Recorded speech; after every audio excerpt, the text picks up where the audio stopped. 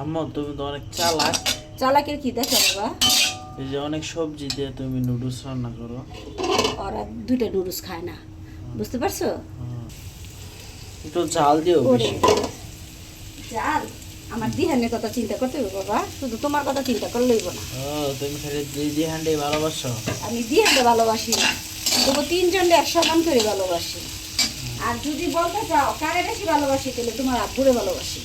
কারণ তোমার আব্বু যে পর্যন্ত আল্লাহ হায়াত রাখে এই পর্যন্ত আমার সাথেই থাকে, বুঝছো?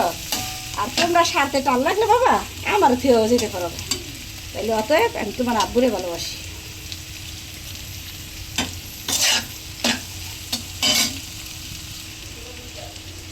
আম্মা ভালো লাগতেছে না, আম্মুর কাছে যাই। তোর আব্বুর কাছে যাবি কেলে? তোর না শরীর ভালো না? আর ভালো না লাগলে তোর আমি চা বানাই দেই, কাটা চামচ দিয়া চা খাইতে থাক, সময় যাবো গা, তুই খ্যান খ্যান করিস না, বুঝতে পারছো? এই যে জালও অনেকেই দিছি, কিন্তু আস্তে আস্তে কিছুটা আস্তে আস্তে দিছি যাতে বিহানে ফালাই খাইতে পারে।